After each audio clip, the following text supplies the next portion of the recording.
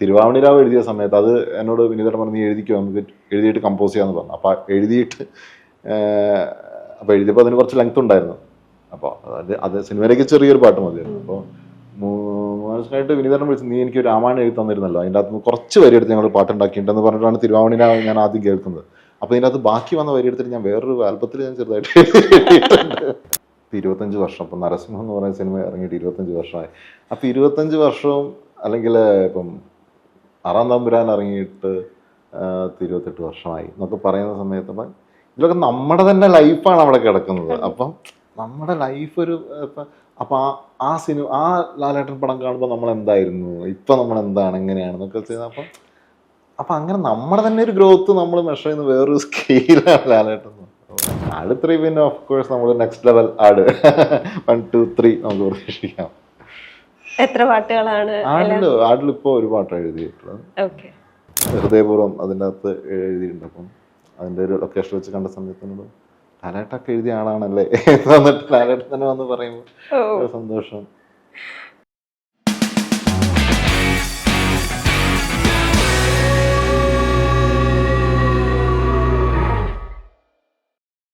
മലയാളികളുടെ മനസ്സിലിടം പിടിച്ച ഒരു എഴുത്തുകാരൻ ഡോക്ടറാണ് നമ്മളോടൊപ്പം ഇന്ന് മനു മഞ്ജിത്ത്.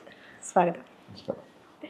ആദ്യ ചിത്രം 2014 ഓൾമോസ്റ്റ് ഒരു 10 വർഷം പൂർത്തിയായിരിക്കുകയാണ്. So 10 years of Manu Manjith songs എന്ന് വേണേൽ പറയാം. എന്തൊക്കെ പ്രതീക്ഷകളായിട്ടാണ് സിനിമാ രംഗത്തേക്ക് കടന്നു വരുന്നത്? ആൻഡ് ഇപ്പോൾ നോക്കുമ്പം എങ്ങനെയാണ് ഈ ഒരു ജേർണീനെ കാണുന്നത്? ഒരു പ്രതീക്ഷയില്ലാതെ വന്നതാണ്. ഒന്നാമത് സിനിമ ഇഷ്ടമാണ്, സിനിമയിൽ എന്തെങ്കിലും ചെയ്യാൻ പറ്റുമെന്ന് ഉറപ്പില്ല. പക്ഷേ അപ്പോൾ പോലും നമ്മുടെ ഒരു ജോലി മറ്റൊന്നായി കഴിഞ്ഞിരുന്നു.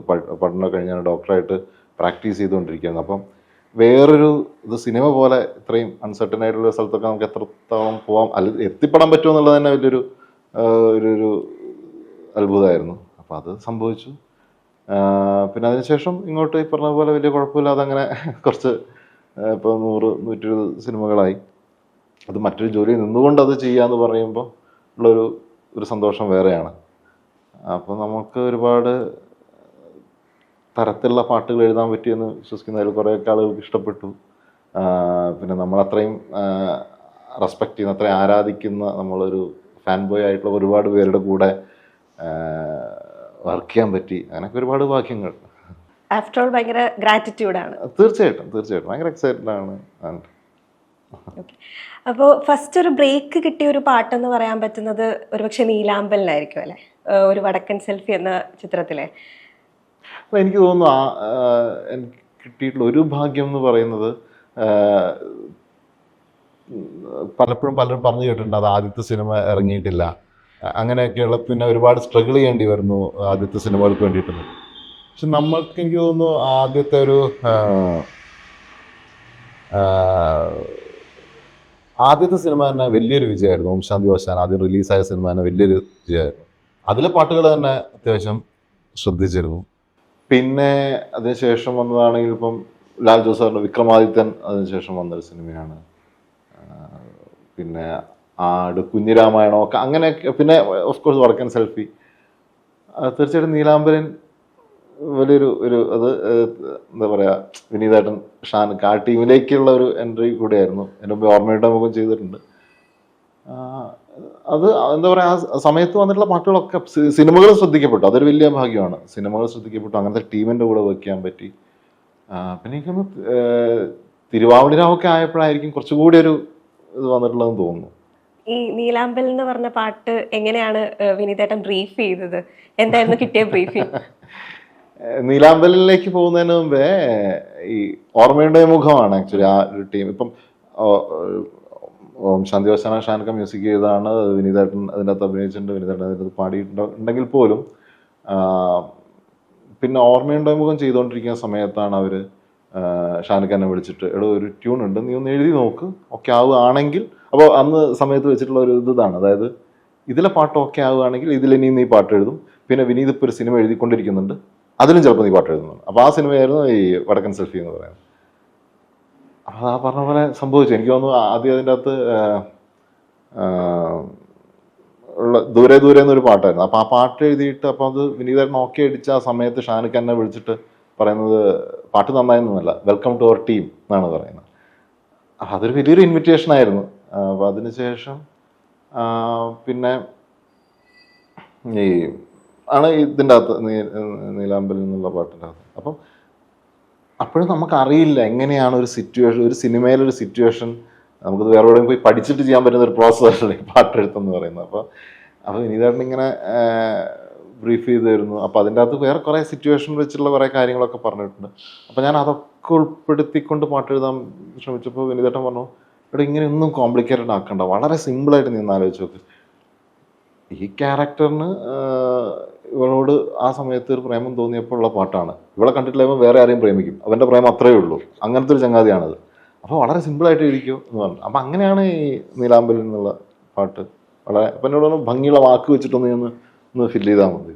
അപ്പം അങ്ങനെയാണ് ആ പാട്ട് സംഭവിക്കുന്നത്. ആ പാട്ടിനെ പറ്റി പറഞ്ഞതുകൊണ്ട് തന്നെ അതിൻ്റെ ഇടയിൽ ധീരേന ധീരേന എന്ന് പറഞ്ഞൊരു പോർഷൻ ഉണ്ടല്ലോ, അതൊക്കെ ആക്ച്വലി പാട്ട് എഴുതിയ സമയത്ത് തന്നെ അതൊക്കെ ഷാനുക്ക പാട്ട് ചെയ്തുകൊണ്ടിരിക്കുമ്പോൾ തന്നെ അങ്ങയുടെ മനസ്സിൽ വരുന്ന കാര്യങ്ങളാണ്. ഓക്കെ. പിന്നീട് പറഞ്ഞ പോലെ ലിസ്റ്റിൽ പിന്നീട് ആടായിരുന്നു.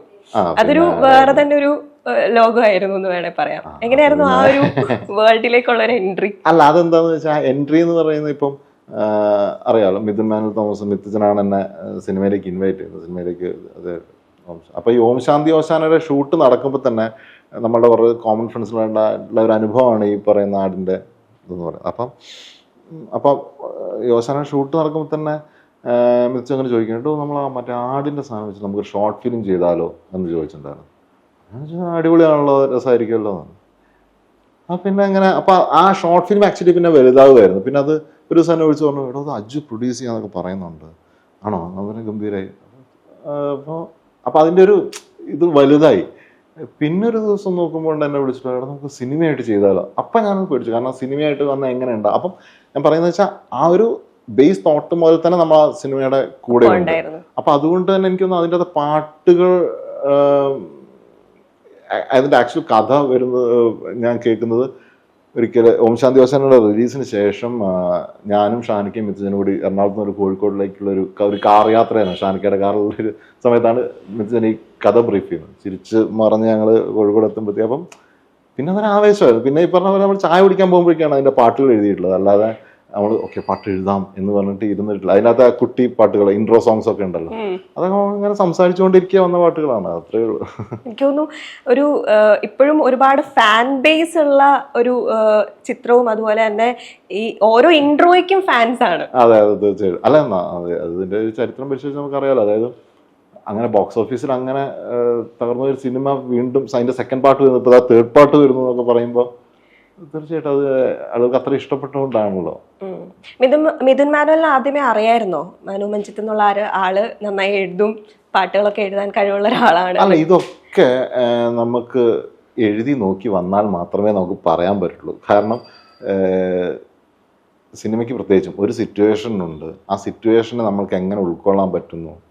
അപ്പം വേറൊരു ട്യൂൺ ഉണ്ടാവും, ഓഫ് കോഴ്സ് ആ സൗണ്ടിങ്ങിൽ, അവരുദ്ദേശിക്കുന്ന സൗണ്ടിങ്ങിൽ എങ്ങനെ നമുക്ക് എഴുതാൻ പറ്റും. ഇതൊക്കെ നമുക്കൊന്ന് ഉറപ്പിക്കാൻ പറ്റില്ല. നമുക്കത് വന്ന് വെച്ച് നോക്കി ആ സമയത്ത് അവരുടെ ജഡ്ജ്മെൻറ്റും അത് ഓക്കെ ആവണം. അപ്പോൾ ഇങ്ങനെ ഒരുപാട് ഫാക്ടേഴ്സ് ഉണ്ട്. അപ്പോൾ എത്ര എഴുതാൻ അറിയാം എന്ന് പറഞ്ഞു കഴിഞ്ഞാൽ മിഥുജൻ ഓം ശാന്തി ഓശാനയുടെ സമയത്ത് എന്നോട് പറഞ്ഞത്, ഒരുപാട് പേര് പാട്ട് എഴുതുന്നുണ്ട്, ഇത് വലിയ ചിലവില്ലാത്തൊരു കാര്യമാണ്, നീ ഒരുപാട് പേര് പാട്ട് എഴുതുന്നുണ്ട്, നീ എഴുതിക്കോ, നിൻ്റെതാണ് നല്ലതെങ്കിൽ വരും. അങ്ങനത്തെ ഒരു ഗ്യാരണ്ടി എല്ലാവർക്കും പറയാൻ പറ്റുള്ളൂ. അപ്പം എഴുത്തെന്ന് പറയുന്ന ഒരു കാര്യം പണ്ട് മുതലേ പ്രിയമുള്ള ഒരു കാര്യമാണ്. അത് പലപ്പോഴും പറഞ്ഞിട്ടുമുണ്ട്. ശരിക്കും എന്നെ കൊണ്ട് എഴുതാൻ പറ്റും എന്ന് ആദ്യം തോന്നുന്നത് എപ്പോഴാണ്? അല്ലെങ്കിൽ ഏറ്റവും ആദ്യം കിട്ടിയ പ്രശംസ ആരുടേന്നായിരുന്നു? അതെനിക്കൊന്ന് ഒരു സിനിമ പാട്ടാണോ അതോ മറ്റേ ബാക്കിയുള്ള എഴുത്തുകളാണോ? അല്ല, ഏറ്റവും ആദ്യം സിനിമ പാട്ടുകൾക്കൊക്കെ അതിനൊക്കെ വരുന്നതിന് മുൻപ് എനിക്കൊന്നൊരു, കാരണം ചെറുപ്പത്തിൽ എഴുത്തിനോടായിരുന്നില്ല, ഈ അഭിനയിക്കുക, നാടകങ്ങള്, പിന്നെ ചെറിയ തക്കിടതരികളും മിമിക്രി, ഇങ്ങനത്തെ പരിപാടികളൊക്കെയാണ് സ്കൂളിൽ പഠിക്കുമ്പോൾ കുറച്ചുകൂടി താല്പര്യം. അപ്പം അതിനുശേഷം എനിക്ക് തോന്നുന്നു ഒരു 10th ഒക്കെ. പക്ഷെ അപ്പോഴും ഒരു പാട്ട് കേൾക്കുമ്പോൾ നമ്മൾ ആദ്യം അതിൻ്റെ വരികളാണ് ശ്രദ്ധിക്കുക. നമുക്കറിയില്ല എന്താണ് നമ്മുടെ ഉള്ളിൽ ശരിക്കുള്ള പരിപാടി എന്നുള്ളത്. അപ്പം ഒരു പാട്ട് കേൾക്കുമ്പോൾ സ്വാഭാവികമായിട്ട് അതിൻ്റെ വരികളായിരുന്നു ശ്രദ്ധിച്ചത്. പിന്നെ എനിക്കൊന്നൊരു എഴുത്തൊക്കെ ഒന്ന് സീരിയസ് ആക്കിയിട്ട് എനിക്ക് തോന്നുന്നു ഒരു ആൾക്കാരൊക്കെ നന്നതെന്ന് പറഞ്ഞു കഴിഞ്ഞാൽ 10ാം ക്ലാസ്സൊക്കെ ആയപ്പോഴാണ് ഒരു കവിതകൾ എഴുതി തുടങ്ങിയതാവും. 10ാം ക്ലാസ്സൊക്കെ ആയിരിക്കണം. ആദ്യം ആരായിരിക്കും ഏറ്റവും നന്നായിട്ട് എഴുതിയിട്ടുണ്ട്, നിന്നെ കൊണ്ട് എഴുതാൻ പറ്റും, ഇനി ട്രൈ ചെയ്യണം എന്നൊക്കെ? അതെനിക്ക് തോന്നുന്നു വീട്ടിൽ നിന്ന് തന്നെ ആയിരിക്കും. കാരണം കവിതകളൊക്കെ എഴുതുക 10th എഴുതിയ സമയത്ത് നല്ല അഭിപ്രായം അച്ഛനും അമ്മയൊക്കെ തന്നെയാണ് ഏറ്റവും നല്ല അഭിപ്രായം. പക്ഷെ സിനിമയിലേക്ക് വരുന്നപ്പോൾ അവരൊത്തിരി സംശയിച്ചു. ഓക്കെ. ഇപ്പം ഗിരീഷ് പുത്തഞ്ചേരി ഫാനാണെന്ന് എപ്പോഴും പറഞ്ഞു കേട്ടിട്ടുണ്ട്. അപ്പം എന്താണ് ആ ഒരു ഫാക്ടർ, ഒരു ഗിരീഷ് പുത്തഞ്ചേരി ഫാൻ ആകാനായിട്ടുള്ള? ഏറ്റവും നല്ലൊരു എഴുത്തുകാരനാണ് എന്നറിയാം, എങ്കിൽ പോലും മനു മഞ്ജിത്തിനെ ആകർഷിച്ച ഒരു ഘടകം എന്തായിരിക്കും? ഒന്നാമത് നമ്മൾ ആ സമയത്ത് കേട്ടിട്ടുള്ള ഏറ്റവും ഇഷ്ടപ്പെട്ടിട്ടുള്ള പാട്ടുകൾ, അന്ന് നമുക്ക് പാട്ടെഴുത്തുകാരൻ ആരാണെന്നൊന്നും അറിയില്ല. അപ്പം അത് ഏറ്റവും നമ്മൾ സിനിമകൾ ശ്രദ്ധിക്കുകയും പാട്ടുകൾ ശ്രദ്ധിക്കുകയും ഒക്കെ ചെയ്തു വരുന്ന നമ്മുടെ ഒരു ഒപ്പം വന്നിട്ടുള്ള ഒരു ചെറുപ്പം മുതലേ കേട്ട് വരുന്ന ആ സമയത്തെ പാട്ടുകളുണ്ടല്ലോ. അപ്പം അത് പിന്നെയാണ് അറിയുന്നത് ഇതൊക്കെ എഴുതിയിട്ടുള്ള ആള് ഒന്നാണ് എന്നുള്ളത്. പിന്നെ അദ്ദേഹത്തിൻ്റെ സൗണ്ടിങ്ങുകൾ, പല തരത്തിലുള്ള പാട്ടുകളോ, പിന്നെ അതിങ്ങനെ ഇന്ന് ഇറങ്ങി നോക്കുന്ന സമയത്ത് എങ്ങനെയാണ് സിറ്റുവേഷൻ വെച്ചിട്ട് ആ പാട്ട് കണക്ട് ആയിട്ടുള്ളത്, പിന്നെ പല തരത്തിലുള്ള പാട്ടുകൾ, പിന്നെ നമുക്ക് പേഴ്സണലി ഒരു കണക്ഷൻ തോന്നുക എന്ന് പറയുന്ന ഒരു കാര്യമുണ്ടല്ലോ. പിന്നെ ജീവിതത്തിൽ ഒരിക്കലും നേരിട്ട് കാണാൻ കഴിഞ്ഞു. ആ സമയത്ത് എന്താ പറയുക, വളരെ ക്വാളിറ്റിയുള്ള കുറേ കാര്യങ്ങൾ, ക്വാളിറ്റി ടൈം അവിടെ കിട്ടി. അപ്പോൾ ഒരു പിന്നെ പാട്ടെഴുത്തിലേക്ക് വരുമ്പോഴും അത് ഉപയോഗിച്ചുള്ള സൗണ്ടിങ്ങുകൾ, ഒരു സിനിമയുടെ മൊത്തം ഒരു ടോണിൽ എങ്ങനെയാണ് വരികൾ, അത് പല തരത്തിലുള്ള പാട്ടുകൾ, പല ഡയറക്ടേഴ്സുമായിട്ട് ചേരുമ്പോൾ, പല മ്യൂസിക് ഡയറക്ടേഴ്സുമായിട്ട് ചേരുമ്പോൾ ഒക്കെ അദ്ദേഹത്തിൻ്റെ ആ എഴുത്തിൽ വന്നിട്ടുള്ള എന്താ പറയുക ഉപയോഗിച്ചിട്ടുള്ള മാറ്റങ്ങൾ, ഇങ്ങനെ കുറേ കാര്യങ്ങളുണ്ട്. ഈശ്വരനെ പറ്റി പറയാന്ന് പറഞ്ഞാൽ അത് വേറൊരു ഇതായിട്ട് നമുക്ക് എടുക്കേണ്ടി വരും. അങ്ങനെ ഏറ്റവും ഇൻഫ്ലുവൻസ് ചെയ്തിട്ടുള്ള ഇഷ്ടം തന്നെയാണ്. ഓക്കെ.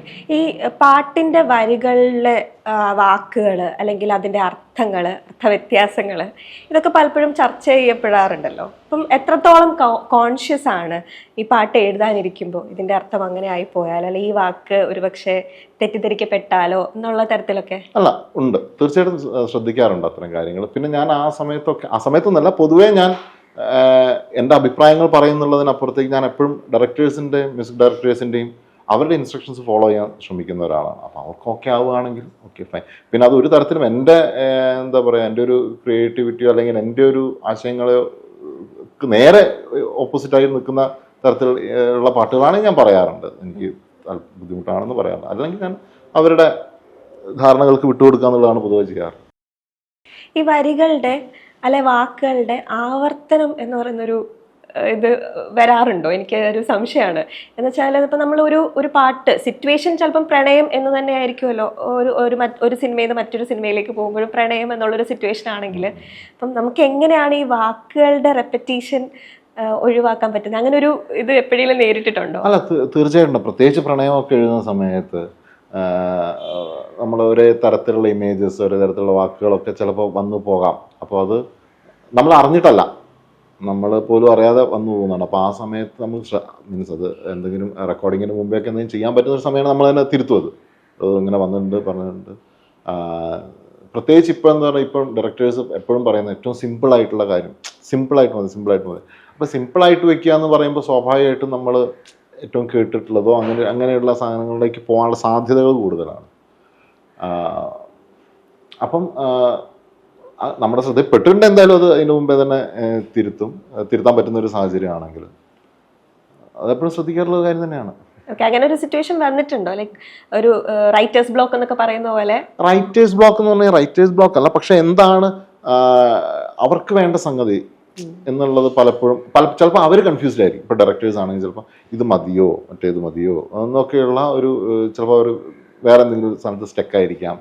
അപ്പം അങ്ങനെയൊക്കെയുള്ള സംഭവം, അതായത് അല്ലെങ്കിൽ മീറ്ററിനൊരു പാട്ട് എഴുതുക എന്ന് പറയുന്ന അത്രത്തോളം ബുദ്ധിമുട്ടായിട്ട് വന്നിട്ടില്ല. ഈ ഓൾറെഡി എഴുതി വെച്ചിട്ട് ഒരു പാട്ട് സ്വന്തമായിട്ട് ഓൾറെഡി എഴുതി വെച്ചു എന്ന് വിചാരിച്ചോളൂ. അപ്പോൾ അങ്ങനെ ഒരു സാഹചര്യത്തിൽ എപ്പോഴെങ്കിലും ഈ പാട്ട് പിന്നീട് ഒരു സിറ്റുവേഷൻ കേൾക്കുമ്പോൾ ഈ പാട്ട് ഓക്കെ ആണ് ആ ഒരു സിറ്റുവേഷൻ എന്നുള്ളൊരു വന്നിട്ടില്ല. അങ്ങനെ എന്തെങ്കിലും അനുഭവം ഉണ്ടായിട്ടുണ്ടോ എന്ന് ചോദിക്കാൻ വന്നിട്ടില്ല. ഇപ്പോൾ എക്സാമ്പിൾ പറയുകയാണെങ്കിൽ ഇപ്പം തിരുവാവണിരാവ് എഴുതിയ സമയത്ത് അത് എന്നോട് വിനീതൻ പറഞ്ഞു, നീ എഴുതിക്കോ, നമുക്ക് എഴുതിയിട്ട് കമ്പോസ് ചെയ്യാമെന്ന് പറഞ്ഞു. അപ്പോൾ എഴുതിയപ്പോൾ അതിന് കുറച്ച് ലെങ്ത് ഉണ്ടായിരുന്നു. അപ്പോൾ അത് സിനിമയിലേക്ക് ചെറിയൊരു പാട്ട് മതിയായിരുന്നു. അപ്പോൾ മനസ്സിലായിട്ട് വിനീതനം വിളിച്ചു, നീ എനിക്ക് രാമായണം എഴുതി തന്നിരുന്നല്ലോ, അതിൻ്റെ അകത്ത് കുറച്ച് വരി എടുത്ത് ഞങ്ങൾ പാട്ടുണ്ടാക്കിയിട്ടുണ്ടെന്ന് പറഞ്ഞിട്ടാണ് തിരുവാമണിനെ ഞാൻ ആദ്യം കേൾക്കുന്നത്. അപ്പോൾ ഇതിൻ്റെ അകത്ത് ബാക്കി വന്ന വരി എടുത്തിട്ട് ഞാൻ വേറൊരു ആൽബത്തിൽ ഞാൻ ചെറുതായിട്ട്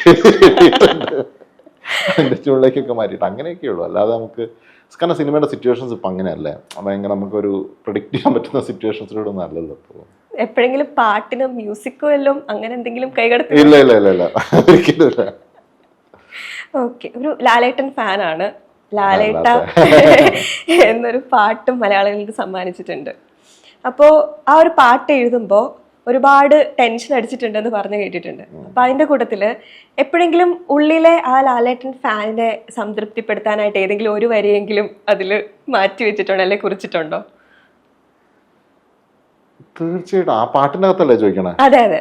അതില് വിസ്മയം എന്നതിന് ഞങ്ങൾ നൽകുന്ന മറുപടി നമ്മളെപ്പോ ഓരോ സിനിമ കാണുമ്പോൾ ഈ മനുഷ്യൻ എന്താ ചെയ്യുന്നതെന്നുള്ള നമ്മളെപ്പോഴും അത്ഭുതം കൊണ്ടിട്ടുള്ള അത്ഭുതം ഇൻ ദ സെൻസ് എന്ന് പറഞ്ഞാൽ ഇപ്പം ഇന്നലെ ഞാൻ ഇവിടെ സംസാരിക്കുകയായിരുന്നു. കാരണം വെച്ചാൽ 25 വർഷം, ഇപ്പം നരസിംഹം എന്ന് പറയുന്ന സിനിമ ഇറങ്ങിയിട്ട് 25 വർഷമായി. അപ്പം 25 വർഷവും അല്ലെങ്കിൽ ഇപ്പം ആറാം തമ്പുരാൻ ഇറങ്ങിയിട്ട് 28 വർഷമായി എന്നൊക്കെ പറയുന്ന സമയത്ത് അപ്പം ഇതിലൊക്കെ നമ്മുടെ തന്നെ ലൈഫാണ് അവിടെ കിടക്കുന്നത്. അപ്പം നമ്മുടെ ലൈഫ് ഒരു അപ്പം ആ സിനിമ ആ ലാലേട്ടൻ പടം കാണുമ്പോൾ നമ്മൾ എന്തായിരുന്നു, ഇപ്പം നമ്മൾ എന്താണ്, എങ്ങനെയാണെന്നൊക്കെ ചെയ്യുന്നത്. അപ്പം അങ്ങനെ നമ്മുടെ തന്നെ ഒരു ഗ്രോത്ത് നമ്മൾ മെഷർ ചെയ്യുന്ന വേറൊരു സ്കെയിലാണ് ലാലേട്ടൻ. അപ്പം അതുകൊണ്ട് തീർച്ചയായിട്ടും അത് അങ്ങനെ കൂടി ഒരു അത്ഭുതമല്ലേ. അപ്പം അത് അങ്ങനെ ഇപ്പം എനിക്ക് അങ്ങനെ വരി അതിൻ്റെ അകത്ത് എഴുതാൻ പറ്റി. ഇന്നോളം തന്നതിന് ഇന്നും ഈ മലയാളം കൈകൂപ്പുന്നു എന്നൊക്കെ നമുക്ക് എഴുതാൻ ആ പാട്ടിൽ എഴുതാൻ പറ്റി എന്നുള്ളത് എപ്പോഴും സിനിമയിൽ കിട്ടുന്നൊരു അവസരമല്ലല്ലോ നമുക്ക്. അപ്പം ഇതിലൊരു തീർച്ചയായിട്ടും വലിയൊരു ഭാഗ്യമാണ്. ഇപ്പം കഴിഞ്ഞ ദിവസം ഇപ്പം ഹൃദയപൂർവ്വം അതിൻ്റെ അകത്ത് എഴുതിയിട്ടുണ്ട്. അപ്പം അതിൻ്റെ ഒരു ലൊക്കേഷൻ വെച്ച് കണ്ട സമയത്തിനോട് ലാലേട്ടൊക്കെ എഴുതിയ ആളാണല്ലേ എന്നിട്ട് ലാലേട്ടൻ തന്നെ വന്ന് പറയുമ്പോൾ സന്തോഷം. ഓക്കെ, അപ്പൊ ലാലേട്ടൻ എന്തായാലും അറിയാം എഴുതിയ ആളിതാണ്. ഓക്കെ, അപ്പം ഒരു കൗതുകത്തിന്റെ പുറത്ത് ചോദിക്കുകയാണ്. ഇപ്പം ലാലേട്ട എന്ന് പറഞ്ഞിട്ടുള്ള പാട്ട് ലാലേട്ടന് വേണ്ടിയിട്ട് എഴുതിയിട്ടുണ്ട്. എപ്പോഴാണ് അല്ലെങ്കിൽ എപ്പോഴെങ്കിലും മമ്മൂക്കയ്ക്ക് വേണ്ടിയിട്ടൊരു പാട്ട് എഴുതിയിട്ടുണ്ടോ? ആ സമയത്ത് എനിക്ക് തോന്നുന്നു ആ സമയത്ത് ഒരു സിനിമയിലൊക്കെ അങ്ങനത്തെ ആലോചനകൾ വന്നിരുന്നു ആക്ച്വലി. അതേപോലെ മമ്മൂക്കാനെ വെച്ചൊരു പാട്ടെന്നൊക്കെ പറയുന്നത്. പിന്നെ ആ സിനിമ മുമ്പോട്ട് പോയില്ലെന്ന് തോന്നുന്നു. അപ്പൊ എന്തായിരുന്നു അതിന്റെ ആദ്യത്തെ വരികളൊക്കെ? എഴുതിയിട്ടില്ല, അങ്ങനെ എഴുതിയിട്ടില്ല. ഇനി എഴുതിയാൽ എന്തായിരിക്കും അറിയില്ല, ട്യൂണും കാര്യങ്ങളൊക്കെ. ഓക്കെ, ഏതെങ്കിലും വരികൾക്ക് വേണ്ടിയിട്ട് ഏതെങ്കിലും സംവിധായകരോടോ അല്ലെങ്കിൽ മ്യൂസിക് ഡയറക്ടേഴ്സിനോടോ എപ്പോഴെങ്കിലും ഇത് ഞാൻ എന്തായാലും ഉൾപ്പെടുത്തും എന്നുള്ള രീതിയിൽ വഴക്കിടേണ്ടി വന്നിട്ടുണ്ടോ? വഴക്കിടേണ്ടി വന്നിട്ടില്ല. വേറൊരു സിനിമയ്ക്ക് വേണ്ടി എഴുതിയ പാട്ടായിരുന്നു. പക്ഷെ എനിക്കൊന്ന് വേട്ട എന്ന് പറഞ്ഞ സിനിമയിലാണ് രാവുമായവേ എന്നുള്ളൊരു പാട്ട് വന്നിട്ടുള്ളത്. അപ്പം അതിൻ്റെ അകത്ത് ഫുൾ എഴുതി. അപ്പം ഷാൻക്ക് ആ ട്യൂൺ തരുമ്പോഴേ അതൊക്കെ ഈ പറഞ്ഞ പോലെ നമ്മുടെ തുടക്കകാലത്തുള്ള സിനിമ, ആദ്യത്തെ എനിക്കൊരു 10 സിനിമയുടെ ഉള്ളിൽ എന്തോ മറ്റുള്ള സിനിമയാണ് വേട്ട. അപ്പം ഷാൻക്ക് എനിക്ക് ട്യൂൺ വന്നപ്പോൾ ട്യൂൺ വന്നപ്പോഴേ ഷാൻക്ക് പറയടാ, എനിക്ക് അത്രയും പ്രിയപ്പെട്ട ഒരു ട്യൂണാണ്, നീ എനിക്ക് അങ്ങനെ എഴുതി തരണേന്നൊക്കെ പറഞ്ഞിട്ടാണ് നമ്മളത് എഴുതുന്നത്. അതിൻ്റെ അപ്പോൾ അത് ഫുൾ എഴുതിയപ്പോഴാണ് അതിൻ്റെ അകത്ത് ഓപ്പണിംഗ് ഒക്കെ കുറേ ഓപ്ഷൻസ് ഉണ്ടായിരുന്നു. അപ്പം അതിൻ്റെ അകത്ത് മഴയുടെ മനസ്സല്ലേ നിനക്കെൻ്റെ മണവാട്ടി എന്നൊരു വരി എഴുതി. അപ്പോൾ ഞാൻ ഷാൻക്കയോട് പറഞ്ഞു, ഷാൻക്ക എനിക്ക് ഇതിനകത്ത് ബാക്കി ഏത് വരിക്ക് വേണമെങ്കിലും ഞാൻ എത്ര വേണമെങ്കിലും മാറ്റിത്തരാം, ഈ വരി ഒന്ന് വെക്കുമോ എന്ന് ചോദിച്ചു. അതൊക്കെ എന്ന് പറഞ്ഞു കഴിഞ്ഞാൽ നമ്മൾ പാട്ട് എഴുതി തുടങ്ങുമ്പോഴുള്ള നമ്മുടെ ചില എന്താ പറയുക കൗതുകങ്ങളും ഇഷ്ടങ്ങളും വായിച്ചില്ല. അപ്പോൾ ഷാൻക്ക് മൊത്തം വായിച്ചു. ഷാൻക്ക് ചോദിച്ചു, ഇതിൽ ഏത് വരിയാണ് നീ പറഞ്ഞതെന്ന് ചോദിച്ചു. ഞാൻ പറഞ്ഞു ഇങ്ങനെ മഴയുടെ. എടാ അതിലൊന്നും മാറ്റാനല്ല, അതൊക്കെ സെറ്റാണ് എന്ന് പറഞ്ഞു. അപ്പം അങ്ങനെ ഒരു ഇഷ്ടം പറഞ്ഞല്ല, ബാക്കി പിന്നൊക്കെ ഞാൻ നേരത്തെ പറഞ്ഞല്ലോ ഡയറക്ടേഴ്സും കാരണം അവരുടെ സിനിമയാണല്ലേ, മീൻസ് അവരുടെ സിനിമ അവർക്കല്ലേ ഈ സിനിമയെക്കുറിച്ചൊരു മൊത്തത്തിലൊരു ധാരണയുള്ളൂ. നമ്മൾ ആ സിറ്റുവേഷൻ വെച്ചിട്ടാണ്. അപ്പോൾ ആ സിനിമയുടെ ടോട്ടാലിറ്റിക്ക് എങ്ങനെയാണ്, ഏത് വരിയാണ്, എങ്ങനത്തെ വരിയാണ് നല്ലതെന്ന് അവർക്കാണ് കുറച്ചുകൂടി അറിയും. പറയാറുണ്ട് ഓഫ് കോഴ്സ്, ഇങ്ങനെ വെച്ചാൽ എങ്ങനെ ആയിരിക്കും എന്നൊക്കെയുള്ള കാര്യങ്ങൾ പറയാറുണ്ട്. അത് എടുക്കാറുണ്ട് ചിലപ്പം. നമ്മുടെ അനുഗ്രഹീതനാൻ്റെയിലെ മുല്ലേ മുല്ലേ എന്നുള്ള പാട്ട് വരുന്ന സമയത്ത് അത് ഞാൻ അരുണിനോട് ചോദിച്ചതാണ്, അരുണ നമുക്ക് അതിൻ്റെ ഹുക്കിൽ ഒരേ വാക്ക് തന്നെ റിപ്പീറ്റ് ചെയ്ത് വെച്ചാൽ മുല്ലേ മുല്ലേ ഉള്ളിനുള്ളിലെല്ലാം എല്ലാം നീ നീ എന്ന് തുടങ്ങിയാണ്. അപ്പം അരുൺ പ്രിൻസ് ആയിരുന്നു ഡയറക്ടർ. പ്രിൻസ് രസം ഉണ്ടാവും, ഓരോ ചെയ്തു നോക്കാം. അപ്പം അങ്ങനെ ഒരു സ്പേസ് ഉള്ള സമയത്ത് നമ്മൾ പറയും. അതൊന്നും പാട്ടുകൾ കോൺവെർസേഷണൽ ആകുമ്പോൾ കുറച്ചുകൂടി എഴുതാൻ ഈസി ആയിട്ട് എപ്പോഴും തോന്നിയിട്ടുണ്ട്. ഇപ്പം കിളിയെ പോലത്തെ പാട്ടുകൾ അല്ലെങ്കിൽ ഉയിരേ എന്നുള്ള പാട്ടൊക്കെ എനിക്ക് അങ്ങനെ തോന്നിയായിരുന്നു. അതായത് മായം കാട്ടി മയക്കിടലെ മാനത്തൂടെ നടന്നത് അതിൻ്റെ ആൻസർ ആയിട്ടാണ് അഴകെ ചങ്കുലയ്ക്കണ ചോദ്യം ഇതെന്തേ എന്നുള്ളൊരു ഇത് കൊടുക്കുന്നത്. അപ്പം ഒരു കോൺവെർസേഷൻ അവിടെ പാട്ടിനുള്ളിൽ തന്നെ ഒളിപ്പിച്ച് വെച്ചിട്ടുണ്ടല്ലോ. അപ്പം അത് കുറച്ചുകൂടെ എളുപ്പമാണെന്ന് തോന്നിയിട്ടുണ്ടോ?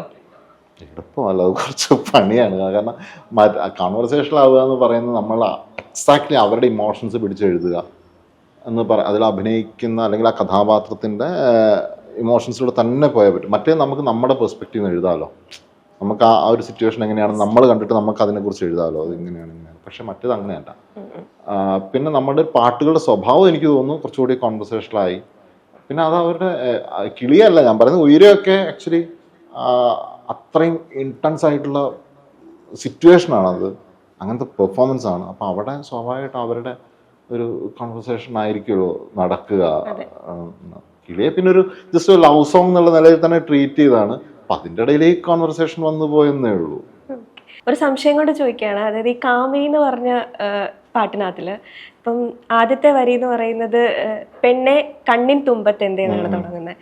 അപ്പം നാവിൻ തുമ്പത്തെന്നൊക്കെ നമ്മള് പറഞ്ഞു കേട്ടിട്ടുണ്ട്. ഈ കണ്ണിൻ തുമ്പത്തെന്ന് അങ്ങനെ ഒരു ആലോചന എങ്ങനെയാ വന്നത്? ഒന്നുമില്ല, അത് ഏതെങ്കിലും ഒരു സ്വപ്നം എന്നുള്ള നിലയിൽ നിന്റെ കണ്ണിന്റെ തുമ്പിലെ കൗതുകം എന്താണ്, എന്തോ തേടിപ്പോകുന്നെന്തേ എന്ന് പറയുന്ന ആ രീതിയിൽ അത് വെച്ചെന്നേ ഉള്ളൂ. ഓക്കെ.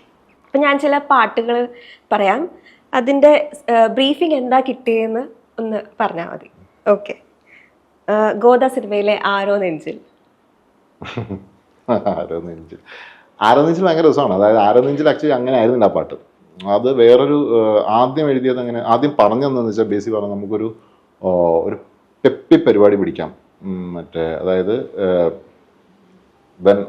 പഞ്ചാബ് പോകുന്നു, അവളൊരു പഞ്ചാബി പെൺകുട്ടിയായിട്ട് പരിചയപ്പെടുന്നു. അപ്പം രണ്ട് കൾച്ചർ, ഒരു മലയാളി ഒരു പഞ്ചാബിയായിട്ട് പരിചയപ്പെടുന്ന സമയത്ത് ഈ രണ്ട് കൾച്ചറും കൂടി ബ്ലെൻഡ് ആവുന്നു. ഒരു ലവ് സോങ് എന്നുള്ളതിനപ്പുറത്തേക്ക് അങ്ങനത്തേക്ക് ഒരു പരിപാടി പിടിക്കാം. അപ്പൊ അതിന്റെ കുറച്ചുകൂടി ഫാസ്റ്റ് ഋതമായിരുന്നു, പക്ക പെപ്പി പരിപാടിയായിരുന്നു അത്. എനിക്ക് തോന്നുന്നു അതിന്റെ ട്രാക്കിൽ എവിടെയോ അങ്ങനത്തെ അതിന്റെ ഒരു ഇത് വെച്ചിട്ടുണ്ട്. ഈ ആരോ നെഞ്ചിൽ തന്നെ വേറൊരു വേർഷൻ ഉണ്ട് അതിൻ്റെ അത്. അത് അങ്ങനെയായിരുന്നു എനിക്ക് കിട്ടിയത്, ഫുൾ ഋതം പാക്ഡ് ആയിട്ടൊരു പരിപാടി. അപ്പൊ അങ്ങനെ എന്തൊക്കെയോ വരികൾ എഴുതിയിരുന്നു.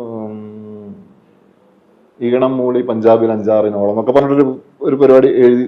അപ്പൊ എഴുതിയ ഓക്കെ. അപ്പൊ അത് എഴുതി സെറ്റായതിനു ശേഷമാണ് ബേസി ഒരു ദിവസം വിളിച്ചിട്ട് പറഞ്ഞത് നമുക്ക് ഭയങ്കര ഒരു ലവ് സോങ് പിടിച്ചാലോ, ഇതേ ട്യൂണിൽ നമുക്കൊരു ലവ് സോങ്, വലിയ ബഹളങ്ങളൊന്നും ഇല്ലാത്തൊരു ഭയങ്കര സ്ലോ മെലോഡിക് ആയിട്ടൊരു സാധനം പിടിച്ചാലോ അങ്ങനെ ഉണ്ടാവുമെന്ന് വെച്ചു. അങ്ങനെയാണ് ആരോ നെഞ്ചിൽ സിമ്പിൾ ആയിട്ടുള്ളൊരു പാട്ട്, അതാണ് ബേസി പറഞ്ഞത്. ഓക്കെ. ഈ അങ്ങാടി കവലയിൽ ഗൂഢാലോചന അതൊന്നുമില്ല. അത് കുറച്ച് ഫ്രണ്ട്സ് കോഴിക്കോട് എന്ന് പറഞ്ഞാൽ എൻ്റെ നാടാണ്. അപ്പോൾ എന്താ പറയാ, അവിടെ ഇങ്ങനെ ചെത്തിപ്പൊളിച്ച് നടക്കുന്ന സമയത്ത് ഉണ്ടാവാൻ സാധ്യതയുള്ള ഒരു പാട്ട് ഇതാരാണ് ഈ ഒരു പാട്ടിനെ അപ്രോച്ച് ചെയ്യുന്നത്? ആരാണ് ബ്രീഫ് ചെയ്ത് തരുന്നതൊക്കെ? ആരായിരുന്നു? ഡയറക്ടറായിരുന്നു തോന്നുന്നു. ഓക്കെ, ശരി. അപ്പം പൊടി പരത്തിയ റോളമായി ആട് ഭയങ്കര രസമാണ് ആക്ച്വലി. ഞാൻ നേരത്തെ പറഞ്ഞല്ലോ ഒരു യാത്ര ഉണ്ടായിരുന്നു ഇങ്ങോട്ട്, അപ്പൊ ഇതിന്റെ ഇടയിലാണ് പറയുന്നത്. അപ്പൊ ആ സമയത്തെ നമ്മൾ ഈ പാട്ടിനെ കുറിച്ചൊക്കെ ഇങ്ങനെ പറഞ്ഞു. അപ്പം ഈ എനർജിയിലാണ് ഷാനൊക്കെ പോയിട്ട് ഈ സാധനം ഉണ്ടാക്കുന്നത്, ഈ പാട്ടുണ്ടാക്കുന്നത്. എന്നിട്ട് നിതിഷത് ട്യൂൺ അയച്ചു തന്നെ എനിക്ക്. എന്നിട്ട് എന്നോട് പറഞ്ഞു കേൾക്കാൻ വേണ്ടി മാത്രം അയച്ചു തരണം, എഴുതാൻ വേണ്ടി അയച്ചു തരല്ല, നീ ഇപ്പൊ എഴുതണ്ട, നീ കേട്ടാൽ മാത്രം മതി എന്ന് പറഞ്ഞു. അപ്പൊ അങ്ങനെ കേട്ടു. പക്ഷെ ഈ പറഞ്ഞ പോലെ കേട്ടിട്ട് ഞാൻ എഴുതി പറഞ്ഞില്ല. പിന്നെ ഒരു ദിവസം ഇങ്ങനെ കോഴിക്കോട് വന്ന്, വയനാടാണല്ലോ സിനിമ, വയനാട് പോകാൻ വേണ്ടി കോഴിക്കോട് വന്ന് ഇറങ്ങിയ സമയത്ത് ഞാൻ കോഴിക്കോട് വന്ന് എന്നിട്ട് നമ്മൾ മാറിയുന്ന സമയത്ത് ഞാൻ പറഞ്ഞാണ് അതെ ഞാൻ ചെറുതായിട്ടൊന്ന് എഴുതി പോയിട്ടുണ്ട് എന്ന് പറഞ്ഞിട്ട് എഴുതിയ കടലാസ് അവിടെ വെച്ച് കാണിച്ചു കൊടുക്കുകയായിരുന്നു ആ പാട്ട്. പിന്നെ അതിൽ ഈ പറഞ്ഞ പോലെ ബ്രീഫിംഗ് ഒന്നുമല്ല, ഒരു എന്താ പറയുക ഏതവനെയും പിടിച്ച് വലിച്ചു താഴെ ഇടും എന്ന് പറയുന്ന ഒരു വടംവലി ടീമാണ് ഇതാ വരികയാണെന്നൊക്കെ പറയുന്ന പരിപാടി എന്നുള്ളതാണ്. ആ പാട്ടിൻ്റെ ഒക്കെ ഒരു വരികൾ കേൾക്കുമ്പോൾ എനിക്ക് ചിലപ്പോൾ ഒക്കെ തോന്നാറുണ്ട് ഈ ഡോക്ടർമാർ ശരിക്കും മരുന്ന് കുറിക്കുന്ന പോലെ ഇങ്ങനെ ഒറ്റ വരിയിൽ തന്നെ കുറേ ഭയങ്കര ചലഞ്ചായിരുന്നല്ല അത് എഴുതി ശീലിച്ചിട്ടുള്ള, നമ്മൾ എഴുതി തുടങ്ങുന്നല്ലേ ഉള്ളൂ ആ സമയം എന്നൊക്കെ പറയുന്നത്. അപ്പം അതാണ് അത്. തീർച്ചയായിട്ടും ഇപ്പം ഗിരീഷൻ്റെ ഒക്കെ പാട്ടുകൾ നമ്മൾ അങ്ങനെ കേട്ടിട്ടുള്ള ഒരു അങ്ങനെ കേട്ട് അങ്ങനെ എഴുതിപ്പോയിട്ടുള്ളൊരു സാധനമാണ്, ഇൻഫ്ലുവൻസ് ചെയ്തിട്ടുള്ള പാട്ടാണ് അത്. ഓക്കെ, ഉല്ലാസ ഗായിക്ക്. ഉല്ലാസഗാനങ്ങളെ അടികപ്പ്യാരെ കുറിച്ച് അതെനിക്ക് തോന്നുന്നു അതാരാ എനിക്ക് സിറ്റുവേഷൻ പറഞ്ഞു ഷാനൊക്കെ പറഞ്ഞിട്ടുണ്ട്. പിന്നെ എനിക്ക് തോന്നുന്നു അതിൻ്റെ അകത്ത് അജുവും ധ്യാനും ഒക്കെ ഇൻവോൾവ് ആയെന്ന് തോന്നുന്നു. ആ പാട്ട് എങ്ങനെ വരണം എന്നൊക്കെയുള്ള ഡിസ്കഷൻ അങ്ങനെ ഉണ്ടായിട്ടുണ്ട്. അപ്പം അതിൻ്റെ അകത്ത് ഈ പറഞ്ഞ ബ്രീഫിംഗ് എന്ന് പറഞ്ഞാൽ ഒന്നുമില്ല, പടകാളിയുടെ പ്രേമ വേർഷൻ ഉള്ളതായിരുന്നു. അങ്ങോട്ടും ഇങ്ങോട്ടുമുള്ള അവർ തമ്മിലുള്ള വാഗ്വാദങ്ങളും വെല്ലുവിളികളും വാശിയും ദേഷ്യവും മത്സരങ്ങളും ഒക്കെ തന്നെയാണ്. പടകാളി ഒരു പെണ്ണിന് വേണ്ടിയാണെങ്കിൽ ഇങ്ങനെ ഉണ്ടാവുന്നുള്ളതായിരുന്നു ഉല്ലാസ ഗായിക എന്ന് പറയുന്നത്. ഓക്കെ, ഈ ഉല്ലാസ ഗായിക എന്ന് പറഞ്ഞ പാട്ട് ആക്ച്വലി ഇപ്പം ഏതെങ്കിലും ട്രിപ്പൊക്കെ പോകുന്ന സമയത്ത് നമ്മൾ ഏതെങ്കിലും ലൈറ്റ് സോങ്സ് ഒക്കെ ഇട്ട് ഒന്ന് ആ ഒരു മൂഡിൽ പോകുന്ന സമയത്ത് ഇപ്പം കുറച്ച് പാട്ടുകൾ കേട്ട് കഴിഞ്ഞ് നമ്മൾ ചിലപ്പോൾ ഉറങ്ങിയൊക്കെ പോകുമല്ലോ. അപ്പോൾ അതിൻ്റെ ഇടയിൽ ഈ പാട്ട് വന്നു കഴിഞ്ഞാൽ എൻ്റെ പേഴ്സണൽ ഇതെന്നാണ് കേട്ടോ പറയുന്നത്, ഞാൻ കിന്നീറ്റ് തുള്ളാറുണ്ട്. കാരണം എനിക്ക് അത്രയ്ക്ക് പേഴ്സണലി ഭയങ്കര ഇഷ്ടമുള്ളൊരു പാട്ടാണ് ഉല്ലാസ ഗായിക. കാരണം അങ്ങനെ ആ ഒരു വരികൾ അതുപോലെ തന്നെ മറ്റേ ചടുലോ ആണെന്നൊക്കെ പറയുന്നത് പോലെയാണ് അതിന്റെ എല്ലാ വരികളും. അപ്പൊ അതിനകത്ത് പറയുന്ന ഒരു അങ്ങോട്ടും ഇങ്ങോട്ടുള്ള ഒരു മത്സരമുണ്ട്, അവരുടെ തമ്മിലുള്ള മത്സരമുണ്ട്. ഓക്കെ, എനിക്ക് തോന്നുന്നു അതിന്റെ അത് ഷൂട്ട് ചെയ്യുന്ന സമയത്ത് പോലും അജു എന്നെ വിളിച്ചത് എനിക്ക് ഓർമ്മയുണ്ട്. എടോ താനിത് എങ്ങനെ എഴുതിയത്, ഇന്ന ഫൈറ്റ് അല്ലേ ഇവർക്കിടയിലുള്ള സാധനമല്ലേ എന്നൊക്കെ പറയുന്നവർ ആ സിംഗിൾ ഷോട്ടിലാണല്ലോ പാട്ട്. ഓക്കെ, രാവുമായ വേട്ട. ഞാൻ നേരത്തെ പറഞ്ഞത് അത് വേറൊരു സിനിമയ്ക്ക് വേണ്ടിയിട്ട് എഴുതിയിട്ടുള്ള ഒരു ഇതായിരുന്നു. അപ്പൊ ഞങ്ങൾക്കൊക്കെ ലവ് സോങ് എന്നുള്ള അത് വേറെ സിനിമയ്ക്ക് വേണ്ടിയിട്ട് ചെയ്തായിരുന്നു. വേറൊരു ദുൽഖറിന്റെ ഒരു സിനിമയ്ക്ക് അത് നടന്നില്ല. ആ സിനിമയ്ക്ക് വേണ്ടി ചെയ്തിട്ടുള്ള ഒരു പാട്ടായിരുന്നു അത്. അപ്പം നല്ല രസമുള്ള വിഷ്വൽസ് ആയിരിക്കും, ഭംഗിയുള്ള വിഷ്വൽസ് ആയിരിക്കും. അപ്പം അത് അത്രയും ഭംഗിയുള്ളൊരു പാട്ട് എന്നുള്ള നിലയിൽ നമ്മൾ ചെയ്തൊരു പാട്ടായിരുന്നു അത്. അപ്പം അത് ഞാൻ പറഞ്ഞു ഷാനിക്കൊക്കെ ഭയങ്കര പേഴ്സണൽ ആയിട്ടുള്ളൊരു പാട്ടാണ്. അപ്പം അങ്ങനെ ഭയങ്കര മീൻസ് എനിക്ക് തോന്നുന്നു വളരെ കുറച്ച് പാട്ടുകളെ ഞാൻ ഷാനിക്ക് ഒരുമിച്ചിരുന്ന് എഴുതിയിട്ടുള്ളൂ. വളരെ കുറച്ച് പാട്ട്, എനിക്ക് 3-4 പാട്ടുകൾ മാക്സിമം. അതിലൊരു പാട്ട് ഫസ്റ്റ് പാട്ട് ഇതാണ്. അപ്പോൾ അങ്ങനെ അപ്പം ഷാനിക്കയുടെ കൂടെ ഇരുന്ന് എഴുതിയൊരു പാട്ടാണ്. അപ്പം പിന്നെ ആ പാട്ട് സിനിമ നടന്നിട്ടുണ്ട്. അപ്പം എടുത്തു വെച്ചിട്ടാണ് പിന്നെ രാജേഷ് പിള്ള അദ്ദേഹം ആ പാട്ട് കേട്ടിട്ട് ഇത് ഈ പാട്ട് എനിക്ക് കാണാൻ പറഞ്ഞിട്ട് വയറ്റാന്ന് പറഞ്ഞ സിനിമ. ആട് 3 ഹൃദയപൂർവ്വം എന്താണ് പുതിയ അപ്ഡേറ്റ് തരാനുള്ളത്? നല്ല പാട്ടുകളായി ആക്കാൻ ശ്രമിച്ചിട്ടുണ്ട്. അതെ, അല്ല ഹൃദയപൂർവ്വം ഓഫ് കോഴ്സ് നമുക്ക് ഒരു എന്താ പറയാ സത്യനന്ദിക്കാട് മോഹൻലാൽ കോമ്പിനേഷൻ നമ്മൾ എപ്പോഴും മലയാളികൾക്ക് ഏറ്റവും പ്രിയപ്പെട്ട കോമ്പിനേഷനാണ്. അപ്പം അതിനകത്തേക്ക് ഈ പാട്ട് ചെയ്യാൻ പറ്റുക എന്ന് പറയുന്നത് വലിയൊരു ഭാഗ്യം. സാറെ കൂടെ ഇരുന്ന് അവരുടെ ഒരു ബ്രീഫിങ് എങ്ങനെയാണ്, അവരെങ്ങനെയാണ് ഒരു സിനിമയുടെ പാട്ടിനെ എങ്ങനെയാണ് അവർ നമുക്ക് പറഞ്ഞു തരുന്നത് അതൊക്കെ കേൾക്കാനുള്ള കൗതുകമായിരുന്നു. പിന്നെ ആ പാട്ടുകളങ്ങനെ സംഭവിച്ച് നല്ല എനിക്ക് തോന്നുന്നു. അതിൻ്റെ അകത്തൊരു ഹിന്ദി പാട്ടടക്കം 4 പാട്ടുണ്ട്. മൊത്തം 3 പാട്ടുകൾ മലയാളം രസമായിട്ട് വന്നിട്ടുണ്ടെന്നാണ് തോന്നുന്നത്. ആട് 3 പിന്നെ ഓഫ് കോഴ്സ് നമ്മൾ നെക്സ്റ്റ് ലെവൽ ആട് 1, 2, 3 നമുക്ക് പ്രതീക്ഷിക്കാം.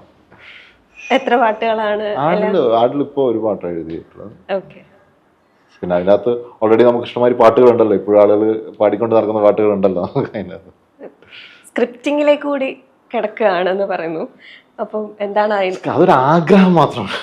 അത് ഒന്നാമത് ഞാൻ നേരത്തെ പറഞ്ഞത് നമുക്ക് വേറൊരു ജോലിയുടെ കൂടെ ഭാഗമായിട്ട് പോകുന്നത് കൊണ്ട് അങ്ങനെ അതിൻ്റെ അകത്ത് നമ്മളുടെ ഫുള്ളായിട്ട് ഇങ്ങനെ ഇൻവോൾവ് ചെയ്ത് കുറേ സമയം ഒരേ ഇതിൻ്റെ അകത്ത് തന്നെ പിന്നെ പാട്ടുകൾ എഴുതാനുണ്ടാവും. അപ്പം നമുക്ക് കണ്ടിന്യൂസ്ലി അതിൻ്റെ അകത്ത് ഇരിക്കാൻ പറ്റാത്തത് കൊണ്ട് മാത്രം അതിങ്ങനെ നീണ്ടു പോകുന്നതാണ്. അങ്ങനെ സംഭവിക്കുന്നത് തന്നെയാണ് ഞാനും പ്രതീക്ഷിക്കുന്നത്, ആഗ്രഹിക്കുന്നത്. ഓക്കെ, ഫാൻ ബെല്ല എന്ന് പറഞ്ഞു കഴിഞ്ഞാൽ ബ്യൂട്ടിഫുൾ ഫാൻ എന്നാണ് അതിൻ്റെ ഒരു അർത്ഥം എന്ന് പറയുന്നത്. സോ എപ്പോഴായിരുന്നു മനു മഞ്ജിത്തിന്റെ ലാസ്റ്റ് ഒരു ഫാൻ മൊമെന്റ്? ഇപ്പൊ ഏറ്റവും ലേറ്റസ്റ്റ് ആയിട്ടതാണ് ജീവിതത്തിലെ ഏറ്റവും കാത്തിരുന്ന് വെയിറ്റ് ചെയ്തിരുന്ന അങ്ങനെ ഒരു മൊമെന്റോ അല്ലെങ്കിൽ എപ്പോഴെങ്കിലും വളരെ വാവുമായിട്ട് ഫീൽ ചെയ്തിട്ടുള്ള ഒരു ഫാൻ മൊമെന്റ്? ഒരുപാടുണ്ടാവുമല്ലോ. പെട്ടെന്ന് മനസ്സിലേക്ക് വരുന്നത് മൊമെന്റ് എന്ന് പറഞ്ഞാൽ ഞാൻ നേരത്തെ കുറെ അതങ്ങനെ ഒരു മൊമെന്റും നമുക്ക് അങ്ങനെ പറയാൻ പറ്റുമെന്ന് എനിക്കറിയില്ല. കാരണം ഇപ്പം ഞാൻ പറഞ്ഞത് ഗിരീഷേട്ടനെ കണ്ടു, ഗിരീഷേട്ടനായിട്ട് ഒരു ദിവസം സംസാരിച്ചു. അപ്പം അതിൽ അദ്ദേഹം പറഞ്ഞു തന്നിട്ടുള്ള വളരെ കാഷ്വലിയുള്ള സംസാരിക്കുകയാണ്. അപ്പം അതിൻ്റെ അകത്ത് ഇത്രയും കാലമായിട്ടും ഇപ്പം അന്ന് നമ്മൾ പിരിയുന്ന സമയത്ത് എന്നോട് അത്രയും നേരം വളരെ ഇതായിട്ട് സംസാരിച്ചപ്പോൾ എന്നോട് രാത്രി 11:30-12 മണിയാണ് കോഴിക്കോട് മഹാറാണി ഹോട്ടലിൽ. അപ്പം എന്നോട് ചോദിച്ചു, ഒരു ചായ കുടിക്കാന്ന് പറഞ്ഞു. അപ്പം പക്ഷേ ഈ സമയത്ത് ചായ വേണ്ട. അപ്പൊ എടുത്ത വഴി ഇത്രയും നേരം പരിചയപ്പെട്ട ആളെ മാറി, അതെന്താടാ ഗിരീഷ് പുത്തഞ്ചേരി ഒരു ചായ വാങ്ങിച്ചത് എനിക്ക് കുടിച്ചൂടെ, ഇതാണ് അടുത്ത. അപ്പൊ അങ്ങനെ എന്താ പറയുക, ഭയങ്കര രസമുള്ള കുറേ മൊമെന്റ്സ് ആ സമയത്തുണ്ടായി. പിന്നെ ഇപ്പൊ പറഞ്ഞ പോലെ ലാലേട്ടനെ കണ്ടു, ലാലേട്ടനെ കണ്ടിട്ടുണ്ട്, ഒരുപാട് തവണ കണ്ടിട്ട്. പക്ഷെ ക്ലോസ് ആയിട്ട് സംസാരിച്ച സമയത്ത് കുറേ ഉണ്ട്. അത് ഒരു മൊമെന്റ് നമുക്ക് അതുപോലെ നമ്മളെ ഇഷ്ടപ്പെടുന്ന അത്രയും ഡയറക്ടേഴ്സിന്റെ കൂടെ, സിബി സാറെ കൂടെ ഈ പറഞ്ഞ പോലെ ഇങ്ങനെ ഇരുന്ന് പാട്ട് എഴുതാണ്ടായി പറ്റി. അതൊരു മലയാളിക്ക് ഏറ്റവും നല്ല പാട്ടുകൾ തന്നിട്ടുള്ള ഡയറക്ടേഴ്സാണ് സിബി മലയാളം എന്ന് പറയുന്നത്. അദ്ദേഹത്തിന് കൂടെ പാട്ടുണ്ടാക്കാൻ പറ്റുന്നു, ലാൽജു സാറ്. എല്ലാം നമ്മളെ സംബന്ധിച്ചിടത്തോളം പാട്ട് എഴുതാനിരിക്കുന്നതിനപ്പുറത്തേക്ക് അതാണ് നമ്മൾ ഡ്രൈവ്. ഒരുപാട് മൊമെന്റ്സ് ഉണ്ടായിട്ടുണ്ട്, അത് വലിയൊരു ഭാഗ്യം. ഓക്കെ. അപ്പൊ എന്തായാലും ഇനിയും ഒരുപാട് നല്ല പാട്ടുകളായിട്ട് നമ്മുടെ ഒക്കെ ഹൃദയം ഒരുപാട് നാൾ കീഴടക്കാൻ സാധിക്കട്ടെ എന്ന് പ്രത്യേകമായിട്ട് ആശംസിക്കുകയാണ്. Thank you so much.